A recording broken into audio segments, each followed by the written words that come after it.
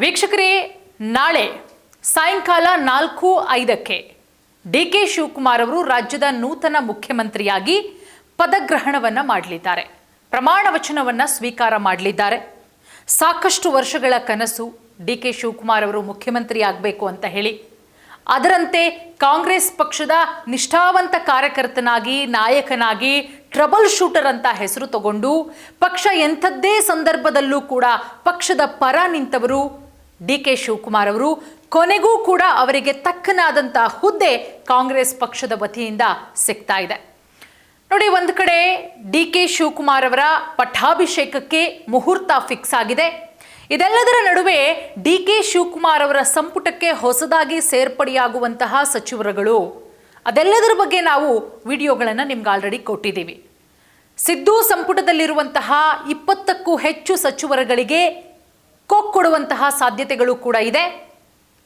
ಹೊಸ ಮುಖಗಳಿಗೆ ಡಿ.ಕೆ. ಶಿವಕುಮಾರ್ ಅವರು ಯಂಗ್ಸ್ಟರ್ಗಳಿಗೆ ಮಣೆ ಹಾಕುವ ಸಾಧ್ಯತೆಗಳು ಕೂಡ ಇದೆ. ಬಟ್ ಅಳದು ತೂಗಿ ಜಾತಿವಾರು ಯಾವ ಸಮುದಾಯಕ್ಕೂ ಇಲ್ಲಿ ಅನ್ಯಾಯವಾಗಬಾರದು, ಎಲ್ಲರನ್ನ ಸರಿಸಮಾನವಾಗಿ ತೆಗೆದುಕೊಂಡು ಮುಂಬರುವ ಚುನಾವಣೆಯಷ್ಟರಲ್ಲಿ ಮತ್ತಷ್ಟು ಪಕ್ಷವನ್ನು ಸಂಘಟನೆ ಮಾಡಿ ಮತ್ತೆ ಪಕ್ಷವನ್ನು ಅಧಿಕಾರಕ್ಕೆ ತರುವ ನಿಟ್ಟಿನಲ್ಲಿ ಡಿ.ಕೆ. ಶಿವಕುಮಾರ್ ಅವರು ಪಣ ತೊಟ್ಟಿದ್ದಾರೆ.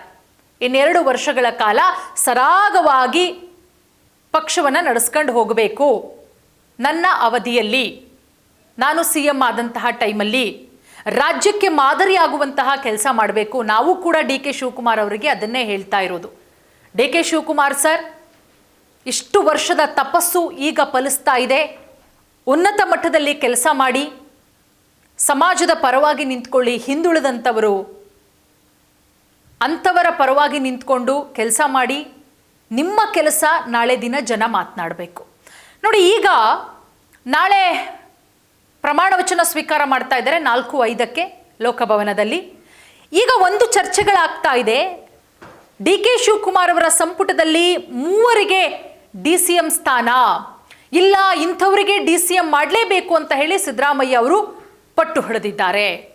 ನೋಡಿ, ಸಿದ್ದರಾಮಯ್ಯ ಅವರ ಸಂಪುಟದಲ್ಲಿ ಒಬ್ಬರೇ DCM ಇದ್ದಿದ್ದು, ಅದು ಡಿ.ಕೆ. ಶಿವಕುಮಾರ್ ಅವರು. ಈಗ ಡಿ.ಕೆ. ಶಿವಕುಮಾರ್ ಅವರ ಸಂಪುಟದಲ್ಲಿ 3ರನ್ನ DCMಗಳನ್ನಾಗಿ ಮಾಡಬೇಕು ಅಂತ ಹೇಳಿ ಸಿದ್ದರಾಮಯ್ಯ ಪಟ್ಟು ಹಿಡಿದಿದ್ದಾರೆ. ರಾಜ್ಯ ರಾಜಕೀಯದಲ್ಲಿ ಸಾಕಷ್ಟು ತೆರೆಮರೆಯ ಚಟುವಟಿಕೆಗಳಾಗ್ತಾ ಇದೆ. ಡೆಲ್ಲಿ ಮಟ್ಟದಲ್ಲೂ ಕೂಡ ಲಾಬಿಗಳು ಶುರುವಾಗಿದೆ. AICC ಅಧ್ಯಕ್ಷ ಮಲ್ಲಿಕಾರ್ಜುನ ಖರ್ಗೆ ಅವರು ಸದ್ಯಕ್ಕೆ ಈ DCM ಹುದ್ದೆಗಳ ಬಗ್ಗೆ ಮಾಹಿತಿ ಇಲ್ಲ ಅನ್ನೋದ್ರ ಬಗ್ಗೆನೂ ಕೂಡ ಹೇಳಿದ್ದಾರೆ. ಬಟ್ ತೆರೆಮರೆಯಲ್ಲಿ ಸಾಕಷ್ಟು ಕೆಲಸಗಳು ಕೂಡ ಆಗ್ತಾ ಇದೆ. ಇತ್ತ ಹಂಗಾಮಿ CM ಸಿದ್ದರಾಮಯ್ಯ ಅವರು ತಮ್ಮ ಬಣದ 3 ನಾಯಕರಿಗೆ DCM ಹುದ್ದೆ ಕೊಡಿಸೋದಕ್ಕೆ ಹೈಕಮಾಂಡ್ ಮೇಲೆ ಶತಾಯಗತಾಯ ಒತ್ತಡವನ್ನು ಹೇರ್ತಾ ಇದ್ದಾರೆ. ಯಾಕಂದರೆ ಸಿದ್ದರಾಮಯ್ಯನವರು ಹೈಕಮಾಂಡ್ ಹೇಳಿದ ರೀತಿಯಲ್ಲೇ ಇಂಥ ದಿನನೇ ನೀವು ರಾಜೀನಾಮೆ ಕೊಡಬೇಕು, ಸಾಕು, ನಿಮ್ಮ ಅವಧಿ ಮುಗೀತು, ಕಾಂಗ್ರೆಸ್ ಪಕ್ಷ ನಿಮ್ಮನ್ನ 8 ವರ್ಷಗಳ ಕಾಲ CM ಮಾಡಿದೆ, ಆಗ 5 ವರ್ಷ, ಈಗ 3 ವರ್ಷ, ಸೊ ಹಾಗಾಗಿ ನೀವು ಅಧಿಕಾರದಿಂದ ಕೆಳಗಿಳಿರಿ ಅಂತ ಹೇಳಿದ ಕೂಡಲೇ ಮೀನಾಮೇಷ ಎಣಿಸದೆ, ಯಾವುದೇ ತಂಟೆ ತಗಾದೆ ಮಾಡದೆ ಸಿದ್ದರಾಮಯ್ಯನವರು ತಮ್ಮ ಸ್ಥಾನಕ್ಕೆ ರಾಜೀನಾಮೆಯನ್ನು ಕೊಟ್ಟು ಗೌರವಯುತವಾಗಿ ನುಡಿದಂತೆ ನಡೆದಿದ್ದಾರೆ.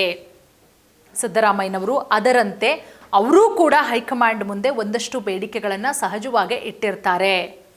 ನೋಡಿ, ಒಂದು ಕಡೆ ನೂತನ ಸಚಿವರುಗಳು ಕೂಡ ಅಧಿಕಾರ ಸ್ವೀಕಾರ ಮಾಡ್ತಾ ಇದ್ದಾರೆ.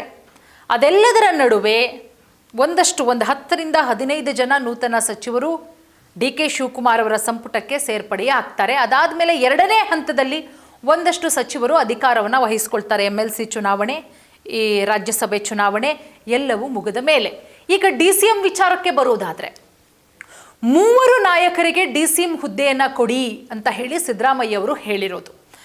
ನೋಡಿ, ಮೊನ್ನೆವರೆಗೂ ಜಮೀರ್ ಅಹಮದ್ ಖಾನ್ ಅವರ ಹೆಸರು ಬಹಳಷ್ಟು ಜೋರಾಗಿ ಕೇಳಿ ಬಂದಿತ್ತು. ಜಮೀರ್ ಅಹಮದ್ ಖಾನ್ ಅವರು ಕೂಡ DCM ರೇಸಲ್ಲಿ ಇದ್ದಾರೆ. ಮೊನ್ನೆ CLP ಮೀಟಿಂಗ್ ಆದಾಗಲೂ ಅಷ್ಟೇ, ಬ್ರೇಕ್ಫಾಸ್ಟ್ ಮೀಟಿಂಗಲ್ಲೂ ಕೂಡ ಅಷ್ಟೇ. ಆದರೆ ಇವತ್ತು ಒಂದು ಆಡಿಯೋ ವೈರಲ್ ಆಯ್ತಲ್ಲ, ಜಮೀರ್ ಅವರು ಪಕ್ಷದಲ್ಲಿರೋದೇ ಡೌಟು, ಕಿಕ್ಔಟ್ ಮಾಡಲಾಗತ್ತೆ ಅನ್ನುವ ಮಾತುಗಳು ಕೂಡ ಕೇಳಿಬರ್ತಾ ಇದೆ. ಅದು ಇನ್ನೊಂದು ಪಾರ್ಟಲ್ಲಿ ನಾನು ನಿಮಗೆ ಹೇಳ್ತೀನಿ.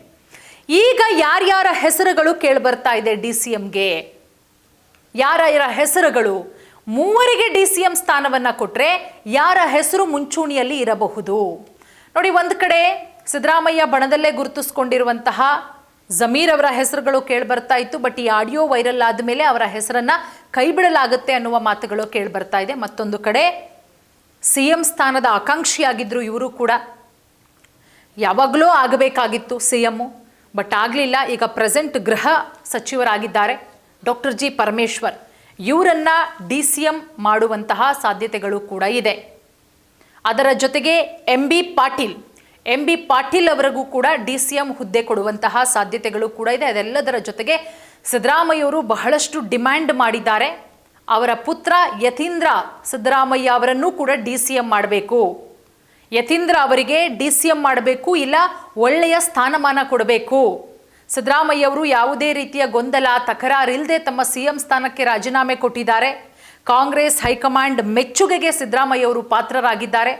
ಸ್ವತಃ ರಾಹುಲ್ ಗಾಂಧಿ ಅವರ ಸಿದ್ದರಾಮಯ್ಯ ಅವರನ್ನ ದೆಹಲಿಗೆ ಕರೆಸಿ ರಾಹುಲ್ ಗಾಂಧಿ ಅವರೇ ಧನ್ಯವಾದವನ್ನ ಹೇಳಿದ್ದಾರೆ. ಪಕ್ಷಕ್ಕೆ ಧಕ್ಕೆ ಆಗದಂತೆ ಸ್ಥಾನದಿಂದ ಹೊರಗೆ ನಡೆದಿದ್ದೀರಿ ರಾಹುಲ್ ಗಾಂಧಿ ಅವರು, ಹಾಗಾಗಿ ನಿಮ್ಮ ಪುತ್ರ ಯತೀಂದ್ರ ಅವರಿಗೆ ಒಳ್ಳೆಯ ಸ್ಥಾನಮಾನ ಕೊಡಲಾಗುತ್ತೆ ಎನ್ನುವಂತಹ ಭರವಸೆ. ಹಾಗಾಗಿ ಶಾಸಕ ಯತೀಂದ್ರ ಅವರಿಗೂ ಕೂಡ DCM ಹುದ್ದೆ ಸಿಗುತ್ತಾ? ರಾಜೀನಾಮೆಯ ವಿಚಾರದಲ್ಲಿ ಸಿದ್ದರಾಮಯ್ಯ ಅವರು ತೋರಿದಂತಹ ನಡೆ ಮಗನಿಗೆ ಪಕ್ಷದಲ್ಲಿ ಉನ್ನತ ಹುದ್ದೆಗೆ ಏರೋದಕ್ಕೆ ದಾರಿ ಮಾಡಿಕೊಟ್ಟಿದೆ. ಹಾಗಾಗಿ ಸಿದ್ದರಾಮಯ್ಯವರ ಪುತ್ರ ಯತೀಂದ್ರ ಸಿದ್ದರಾಮಯ್ಯ ಅವರಿಗೆ ಹೈಕಮಾಂಡು DCM ಹುದ್ದೆಯನ್ನು ಸೃಷ್ಟಿ ಮಾಡಿ ಕೊಡೋದ್ರಲ್ಲಿ ಯಾವುದೇ ರೀತಿಯ ಅನುಮಾನವಿಲ್ಲ ಅನ್ನುವ ಮಾತುಗಳು ಕೂಡ ಕೇಳಿಬರ್ತಾ ಇದೆ. ಸೊ ಹಾಗಾಗಿ ನೋಡೋಣ, ಎಲ್ಲದಕ್ಕೂ ಉತ್ತರ ಇನ್ನೇನು ಒಂದೇ ದಿನದಲ್ಲಿ ಸಿಗುತ್ತೆ. ಸೊ ಹಾಗಾಗಿ ಏನಾಗಲಿದೆ ಅನ್ನೋದನ್ನು ಮುಂದಿನ ದಿನಗಳಲ್ಲಿ ಕಾದು ನೋಡಬೇಕಾಗತ್ತೆ. ಧನ್ಯವಾದ.